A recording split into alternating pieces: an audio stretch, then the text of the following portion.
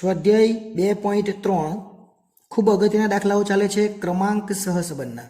ક્રમાંક એટલે સ્પીયરમેનના જે દાખલાઓ ચાલે છે એમાં આપણે સહસંબંધના એટલે કે આર શોધવાનો છે અને આર શોધવાનો એટલે એની અંદર ક્રમ આપણે આપવાનો છે.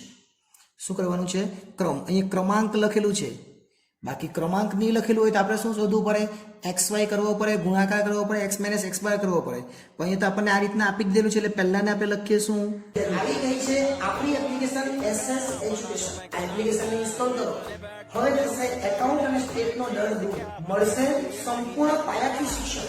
બધા જ પ્રશ્નો, બધા જ સ્વાધ્યાય અને બોર્ડમાં પૂછાયેલા દાખલાનો સમાવેશ. વધુ માહિતી માટે SS એજ્યુકેશન એપ્લિકેશનને વિઝિટ કરી શકો છો. X બીજાને શું? Y. એ બેઠું ઉતારી દઈએ અને પછી દાખલાની શરૂઆત કરીએ.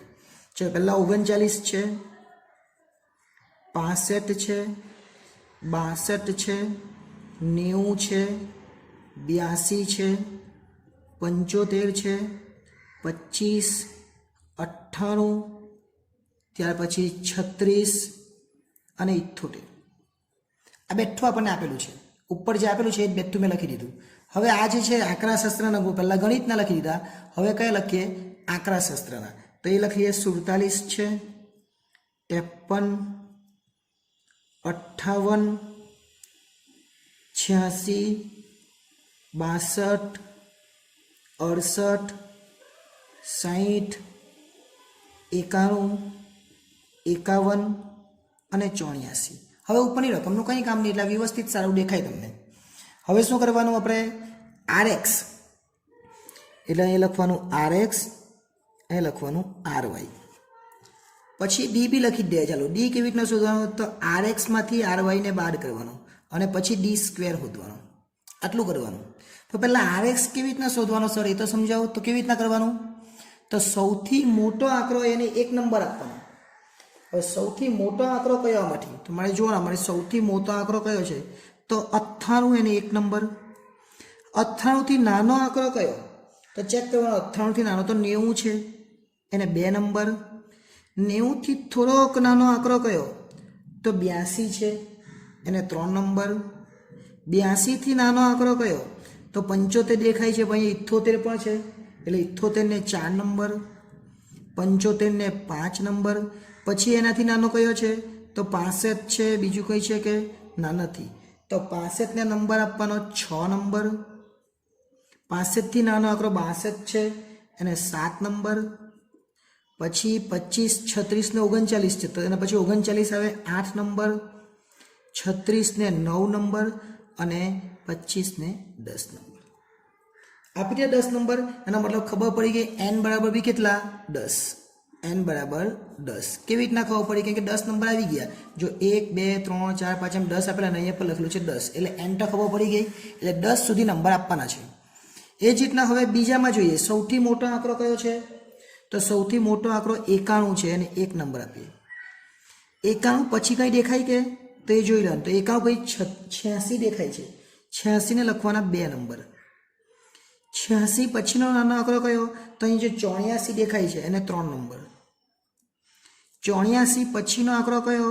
તો 84 પછી જોવા જઈએ તો આપણે તો 68 દેખાય છે. 68 થી મોટો કોઈ છે કે જોઈ લેવાનો. તો 68 ને 4 નંબર. 68 પછી કોઈ નાનો આંકડો? તો 62 છે એટલે 5 નંબર. હવે 6 નંબર આપવો હોય તો કોને અપાય? તો 6 નંબર અહીં 60 ને આપી શકાય. 60 ને 6 નંબર. 7 નંબર આપવો હોય તો 58 ને અપાય.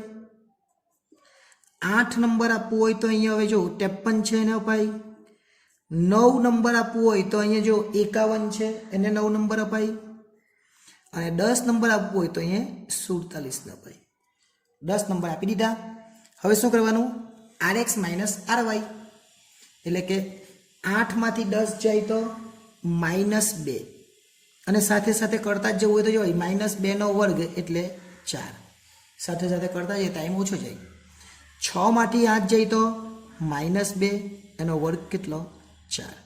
7 માંથી 7 જાય તો 0 એનો વર્ગ કેટલો? 0. 2 માંથી 2 જાય તો 0 એનો વર્ગ કેટલો? 0. 3 માંથી 5 જાય તો -2 એનો વર્ગ કેટલો? 4. 5 માંથી 1 જાય તો 5 માંથી 4 જાય તો 1, 1 નો વર્ગ 1 જ થાય. 10માંથી 6 જાય તો 4, એનો વર્ગ કેટલો? 16. 1માંથી 1 જાય તો 0, એનો વર્ગ પણ 0 જ થાય.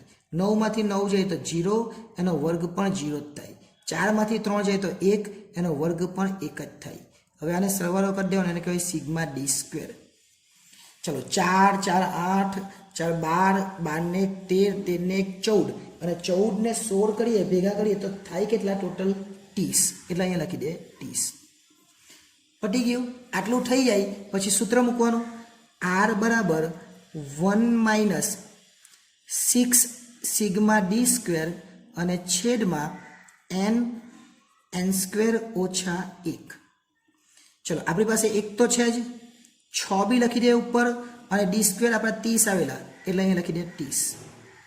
છેદમાં 10 આપણે n કીધું હતું, અને 10 નો વર્ગ 100 થાય ઓછા 1, એટલે આ 10 અને n નો વર્ગ એટલે 10 નો વર્ગ એટલે 100. એટલે 1 ઓછા 30 ગુણ્યા 6 કરીએ તો કેટલા થાય? તો 30 ગુણ્યા 6 કરીએ એટલે 6 તારી 18, એટલે કે 180 થાય. પછી 10 તો રહેવાના જ, ને 100 માંથી 1 જાય તો 99.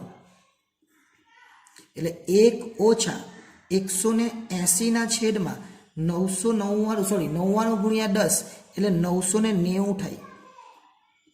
એટલે 1 ઓછા 180 ભાગ્યા 990, 1 ઓછા 180 ભાગ્યા 990 કરીએ તો 0.18 આવે.